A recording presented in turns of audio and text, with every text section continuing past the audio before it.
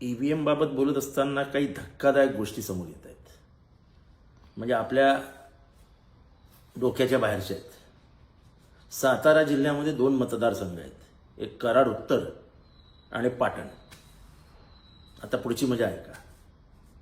कराड उत्तरमध्ये राष्ट्रवादी काँग्रेसचे बाळासाहेब पाटील उभे होते, त्यांना मतं मिळाली 90,935.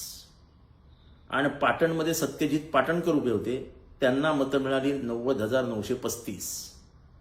म्हणजे कराड उत्तरचे बाळासाहेब पाटील आणि पाटणचे सत्यजित पाटणकर दोघंही 90,935.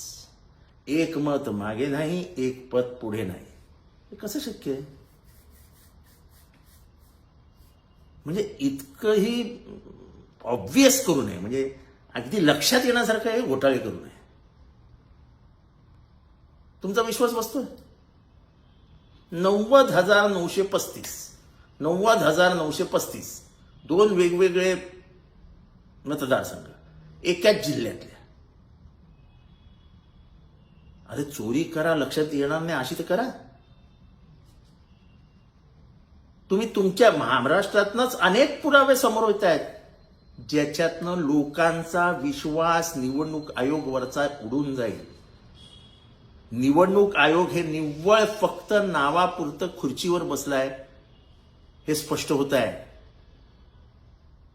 हे काय गव्हर्नमेंट फिवेरमेंटचं काम नाही आहे. हे निवडणूक आयोगाला हाताशी धरून केलेल्या उलट्यापालट्या आहेत. आधी हरियाणामध्ये केलं आणि नंतर महाराष्ट्रामध्ये केलं. 5 वाजता अमुक पर्सेंटेज जाहीर होतं आणि 5 ते 11:30 मध्ये 76 लाख मतं वाढतात. खरं तर 5 वाजता जे पर्सेंटेज जाहीर झालं असतं, नंतर फक्त 5 ते 6 मध्ये वोटिंग होतं. किती मतदान वाढू शकतं. हरियाणामध्ये आणि महाराष्ट्रामध्ये दोन्हीकडे एवढेच पर्सेंटेज वाढलेत. आणि जे आम्ही काँग्रेसच्या विचारसरणीने जिंकलेली राज्य आहेत, झारखंड आणि जम्मू काश्मीर, जे फारुख अब्दुल्लाने जिंकले, तिथे फक्त 1% मतदान वाढलं. म्हणजे वाढलेलं मतदान फक्त बीजेपीला जातं की काय. प्रत्येकाच्या घरात आता हा चर्चेचा विषय आहे. भलेही तुम्ही राज्य कराल, पण राज्य करताना तुमच्यावर अविश्वास असेल मनापासून, हे लक्षात ठेवा. सणासुदीचा आनंद द्विगुणित करा वारणा उत्पादनांसोबत. वारणा श्रीखंड, तूप, दही, दूध, लस्सी, बटर, चीज, आणखी बरंच काही.